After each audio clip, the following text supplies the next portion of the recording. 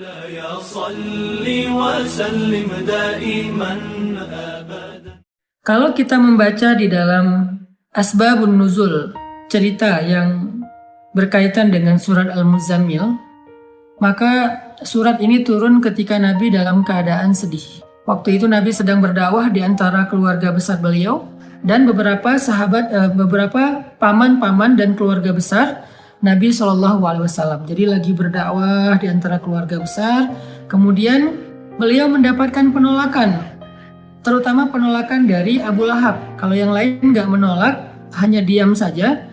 Kalau Abu Lahab menolak dengan kasar, menolak dengan marah, menolak dengan menghina, mencela, sampai ngata-ngatain Nabi, engkau itu anak yatim, kamu harus tahu diri, kamu itu siapa yang selama ini membesarkan kamu, kami adalah paman-paman kamu, seandainya kamu mau mengajarkan kami lebih tahu daripada kamu, karena kami lebih tua, kami lebih banyak pengalaman, kami. Abu Lahab menolak dakwah Nabi dengan sombong, sehingga kalimat-kalimat Abu Lahab ini membuat Nabi merasa sedih. Setelah Nabi berdakwah kepada keluarganya, Nabi juga berdakwah kepada tetangganya, kepada beberapa orang yang beliau kenal, kemudian kepada masyarakatnya yang ada di kota Mekah, dan sebagian besar dari mereka itu menolak Nabi. Bahkan tidak sedikit dari mereka yang menolak Nabi dengan cara-cara yang menyakiti perasaan Nabi. Karena Nabi juga manusia biasa, beliau seorang yang pemaaf, beliau seorang yang lapang dada, tetapi beliau juga punya perasaan. Bukan berarti beliau plain, lempeng, nggak punya rasa gitu, bukan. Beliau juga seorang yang sangat halus perasaannya walaupun sangat pemaaf, halus perasaannya walaupun sangat lapang dada, sehingga kalimat-kalimat yang beliau dengar dari pemuka Quraisy yang durhaka itu menyakiti perasaan Nabi, membuat Nabi sedih. Dan yang lebih lagi menyakiti perasaan Nabi itu bukan karena dikata-katain, tapi karena justru Nabi kasihan sama mereka. Bisa ngebayangin gimana nasib mereka nanti di akhirat jika mereka menolak dakwah Nabi SAW. Sehingga dalam keadaan yang seharian Nabi lelah berdakwah, keliling ke sana kemari ditolak, ketuk pintu rumah nggak dibukain, datang ke sebuah tempat yang kerumunan orang diusir, Nabi diperlakukan seperti orang yang hina, seperti orang gila, semua menjauh dari Nabi. Sehingga Nabi pulang ke rumah di malam hari setelah seharian capek, dalam keadaan berkeringat, dalam keadaan kotor karena dilempari. Nabi pulang ke rumah, untungnya Nabi memiliki seorang istri yang sangat pengertian, sangat bijak, solehah, yaitu Sayyidah Khadijah. Nabi pulang ke rumah, dibukain pintu rumahnya oleh Sayyidah Khadijah, dan Khadijah paham betul keadaan Nabi, sehingga ketika Nabi sampai di rumah, Khadijah mempersiapkan kebutuhan Nabi, makan malamnya, kemudian Nabi mandi dulu biar seger. Setelah mandi Nabi makan, kemudian setelah itu Nabi bercerita kepada Khadijah, Khadijah hari ini aku keliling tetapi diusir, Khadijah begini, Khadijah begitu. Nabi curhat kepada Khadijah. Khadijah itu tahu betul keluh kesah Nabi dalam perjalanan, dalam perjuangan dakwah yang luar biasa. Khadijah tahu betul perjuangan yang gak mudah. Dan Khadijah mencoba untuk menghibur Nabi semampu Khadijah. Jangan sedih, wahai kekasih Allah, sesungguhnya Allah gak akan mengecewakan engkau. Dan seterusnya. Sambil Nabi istirahat, maka Nabi curhat kepada Khadijah. Lalu setelah semakin larut malam, Nabi pun tidur bersama dengan Khadijah. Dalam keadaan masih ada rasa yang berat di hati beliau. Kalau Nabi capek secara fisik, maka Nabi bisa istirahat dengan makan, mandi, kemudian tidur. Itu cara istirahat dari lelah fisik. Tetapi ternyata Nabi waktu itu bukan hanya lelah fisiknya, yang lebih berat lagi adalah Nabi lelah batinnya. Ini buat kita semuanya, semua kita pasti merasakan lelah batin. Kalau lelah fisik, kita tahu obatnya. Ketika kita lelah secara fisik, kita bisa istirahat dengan duduk. Kita bisa istirahat dengan goler-goler, berbaring. Kita bisa istirahat dengan tidur lelap. Kita bisa istirahat dengan santai-santai. Kita bisa istirahat dengan makan dan minum, ngopi, ngeteh, minum jus, makan buah. Kita bisa istirahat dengan nonton. Kita bisa istirahat dengan bercanda dengan anak-anak, dengan keluarga. Itu adalah cara kita melepaskan lelah fisik. merecovery lelah fisik, sakit fisik juga demikian. Recovery-nya kita bisa dengan bed rest, kita bisa dengan minum obat, kita bisa dengan terapi. Itu adalah cara kita recovery sakit fisik, lelah fisik. Tapi bagaimana kalau kita sedang lelah batin, sakit batinnya, perasaannya yang sakit, hatinya yang sakit, pikirannya yang sakit, jiwanya yang sakit, dalam tanda petik. Gimana cara kita merecovery semua itu? Gimana cara kita ngobatin batin kita yang sedang terganggu? Gimana cara kita ngobatin hati kita yang terluka? Gimana cara kita ngobatin perasaan kita yang tergores? Ternyata bukan dengan entertain. Cara ngobatin jiwa kita, cara ngobatin hati kita adalah dengan zikrullah, mengingat Allah. Kenapa bisa kayak gitu, Ustaz? Karena jiwa kita itu, roh kita itu asalnya dari langit. Beda sama jasad kita, fisik kita. Jasad atau fisik kita itu asalnya dari bumi. Sehingga ketika dia sakit, maka obat-obatnya ada di bumi. Tapi kalau roh kita, jiwa kita itu ditiupkan oleh Allah asalnya dari langit.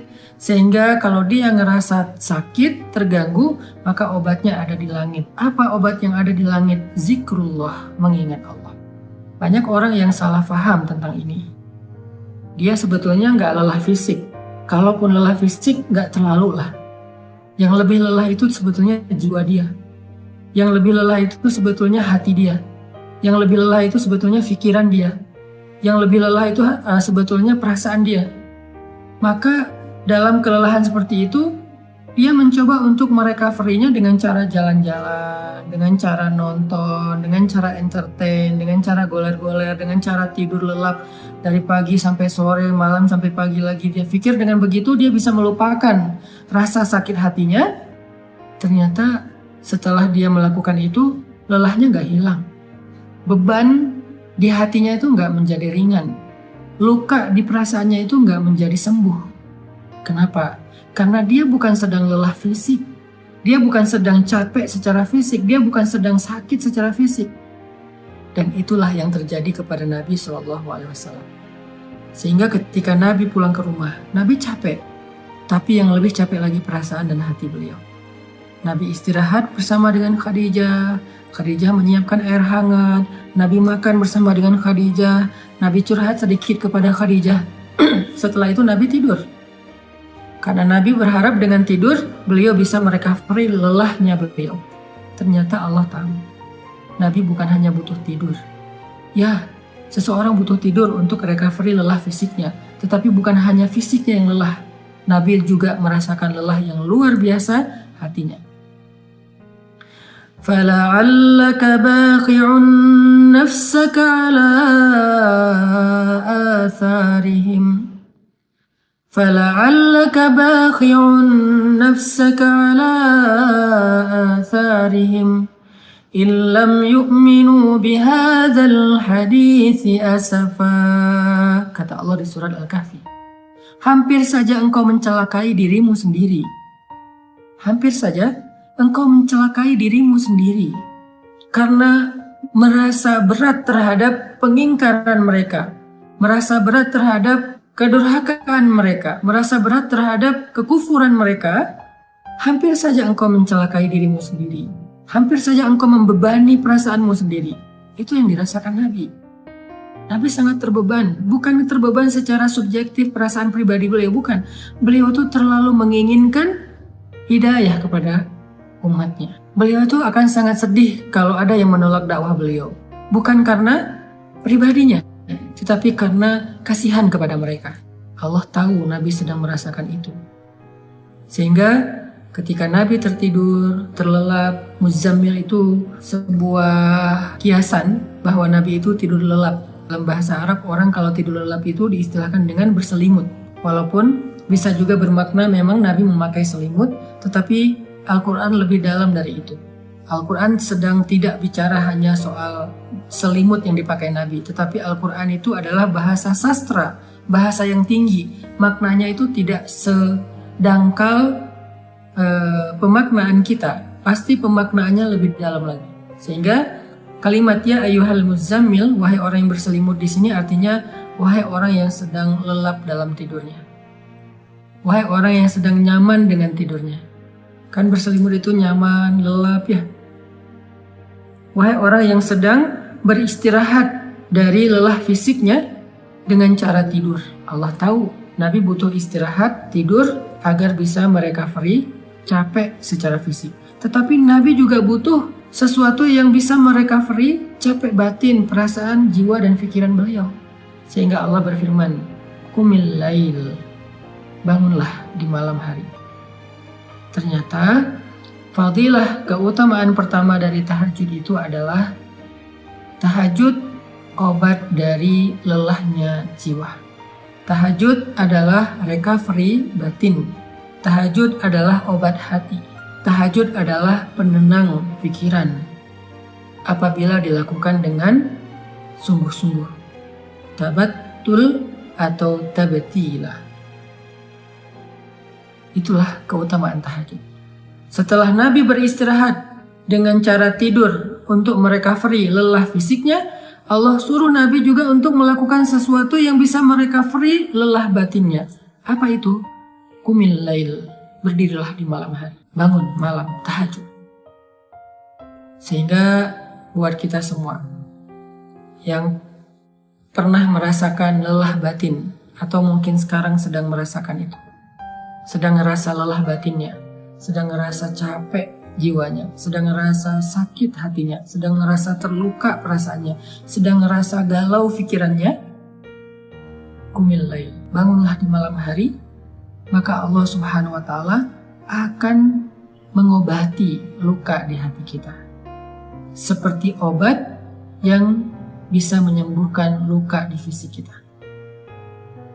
Bangunlah di malam hari, maka Allah akan menyembuhkan sakit hati kita, seperti obat yang bisa menyembuhkan sakit fisik kita.